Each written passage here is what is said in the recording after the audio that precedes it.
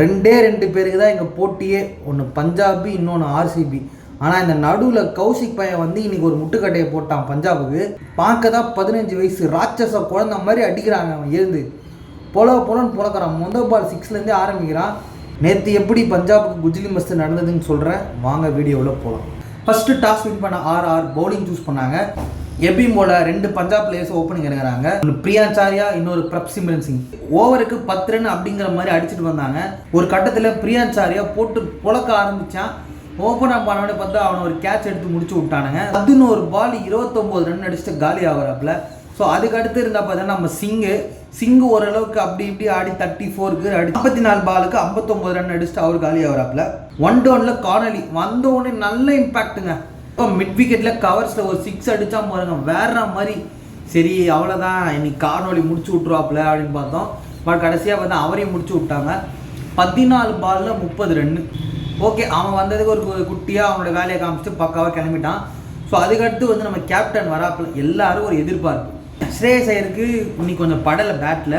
But அப்பயும் ஆவரேஜாக 30 ரன்னாக அடித்து கொடுத்துட்டு போயிருக்காப்புல டீமுக்கு. 27 பாலுக்கு 30 ரன்னு. ஓகே பரவாயில்ல, மற்ற கேப்டன்ஸை நம்ம கம்பேர் பண்ணும்போது இவரோட ஆவரேஜே பார்த்தீங்கன்னா 34 இருக்குது. ஸோ ஒரு மேட்ச் எங்கே நம்ம அடிக்கணும் என்ன பண்ணணும் அப்படிங்கிறது தெரியுது. அப்படியே முடியலனாலும் தட்டிச்சே எப்படியோ ஒரு 30 ரன்னு கொண்டு வந்து அவருக்கு பங்கு கொடுத்துட்டாப்புல. மற்ற கேப்டனுக்கு எவ்வளவோ பரவாயில்ல, இவர் ப்ரைஸ் டேக்குக்கு என்ன பண்ண முடியுமோ பக்காவாக பண்ணிகிட்ருக்காரு. அப்புறம் ஒரு வந்தான் பாருங்க நம்ம ஸ்டாய்னஸ் வெளுத்துக்கிட்டான். அவனால் தான் பார்த்தீங்கன்னா 222 டார்கெட்டே வந்தது. அப்படி இல்லைன்னா ஒரு 190ல் சுருண்டுட்டு இருப்பானுங்க. ஸோ ஸ்டாய்னஸ் போட்டு 6-4ன்னு காட்டுறேன். அதுவும் கடைசி ஓவர்லாம் ஒரு பாலை தவிர்த்து மற்ற எல்லா பாலுமே போல தான். ஸோ அவன் அடித்த ரன்னு பாருங்கள், வெறும் 22 பால் 62 ரன்னு போட்டு சாத்தி விட்டா நம்ம ஸ்டாய்னஸு. ஸோ இதுக்கு அடுத்து ஃபஸ்ட் இன்னிங்ஸ் முடிஞ்சுது. 15 வயசு காட்டா ஒருத்தன், இந்த பக்கம் அவங்க அண்ணன் 2 பேரும் ஓப்பனிங் பிடிக்கிறானுங்க. சூர்யா வம்சி போட்டு பால் 6 தான். அவன் யார் போட்டா நீ என்ன போடு, எப்படி வேணாலும் போடு, என் கரெக்டாக நான் பாலை பார்த்துடுறேன் போட்டு ஸ்வெட்றன்னு சொல்லி ஸ்வெட்னா பாலில் 6ல் ஆரம்பித்தான். போட்டு பொலன்னு பொழுது 16 பாலில் 43 ரன் அடித்து தலைவர் ஒரு கேட்சை கொடுத்து அவுட் ஆகிட்டான். எஸ்வி ஜெய்ஸ்வால் நல்லா ஆடி 27 பாலுக்கு 51 ரன் அடித்து அவரும் பார்த்தா கேட்ச் கொடுத்து வெளில கிளம்பிட்டாப்ல. அவ்வளோதான்டா, ஓப்பனர்ஸ் 2 பேரும் காலி. அதுக்கப்புறம் ஜுரேல் வருவான், அவனும் தட்டுவான். அவனையும் தட்டி விக்கெட் எடுத்துட்டோம்னா அதுக்கப்புறம் எல்லாமே காலி நினச்சிட்டு இருந்தோம். ஒன்னாவரே பார்த்தீங்கன்னா ஜுரேல் 16 பாலுக்கு 20 ரன் அடித்து காலி ஆகிட்டாப்ல. இதுக்கடுத்து கேப்டன் பராக். இந்த சீசனில் இந்த பராக்குன்னு ஒருத்தர் இருக்கான். எப்படின்னா எல்லாரும் அடிப்பாங்களாம், ஓப்பனர்ஸ் அடிக்கிறாங்க, ஒரு மிடில் ஆர்டர்ஸ் கூட அப்பப்போ அடிக்கிறாங்க. நம்மளால கேப்டனு அடிக்காமல் செலிப்ரேஷன் மட்டும் பண்ணுவேன். கைக்வாடு கூட பரவாயில்லைங்க, 50 ரன்னுக்கு 49. அதுக்கப்புறம் கொஞ்சம் ஆடி ஒரு டீசெண்டான லெவலுக்கு கூப்பிட்டு வந்தாப்புல. அது ஃபஸ்ட் டைம். ஆனால் தலைவரோட ஆவரேஜே பார்த்தீங்கன்னா 15, 16, 7, 8. இந்த மேட்ச் தான் ஏதோ கொஞ்சமாக அடித்து 16 பாலுக்கு 29 ரன் அடித்து பராக் அவுட்.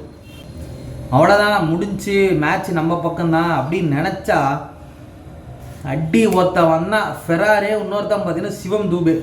அந்த சிவம் தூபே அடிக்கலைங்க, இந்த சிவம் தூபே பொழக்கிறான். தூபே ஸ்பாப் பண்ணி விட்டுறலாமா, இந்த தூபே அங்கே அந்த தூபே இங்கேன்னு போட்டு இந்த ஆள் அடிப்பான். நம்ம உட்காந்து அப்படியே பேட்டை பின்னாடி வரைக்கும் எடுத்துகிட்டு போவாங்க. நல்லா பேட்டை பிடிச்சிட்டு பின்னாடி வரைக்கும் எடுத்துகிட்டு போவாங்க.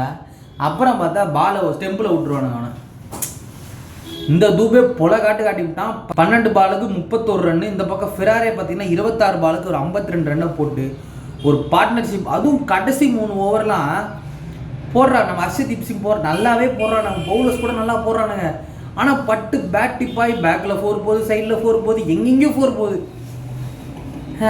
அப்பயே தெரிஞ்சிச்சு சரி இன்னைக்கு வந்து ஸ்ரேயஸ் ஐயர் தவுத்தாகணும் அப்படிங்கிற ஒரு கட்டாயம் எழுதியாச்சு போல். ஏன்னா லக்குன்னு ஒன்று இருக்குது, இல்லை சம்திங் இருக்குல்ல. ஸோ எங்கே பட்டாலும் பார்த்தீங்கன்னா 4 போகுது, 4, 6 இல்லை ஏதோ ஒரு பேட் டிப்பாகி போயிட்டே தான் இருக்குது. சரி ஓகே, ஃபஸ்ட்டு தோல்வி தான். இவங்க பாயிண்ட் டேபிள்ஸே இப்போ கீழே போகிறது கிடையாது. ஆர்ஆர் மட்டும் அப்படியே ஒரு பாயிண்ட்டு 3rd போவாங்க. பார்த்துக்கலாம். இந்த ஐபிஎல்ல 2 பேருக்கு தான் போட்டி. ஒன்று ஆர்சிபி, இன்னொன்று பஞ்சாப் வின் பண்ணிட்டாங்க. குட் இன்னிங்ஸ்னே சொல்லலாம். ஸோ நான் ஒரு கடைசியாக ரொம்ப த்ரில்லிங்காக போகணும்னு நினச்சேன். பட் நமக்கு தெரிஞ்சிச்சு. ஸோ அந்த மேட்ச் ஃப்ளோலே தெரிஞ்சிடல இந்த மிஸ்ஃபீல்ட் பண்ணும்போது.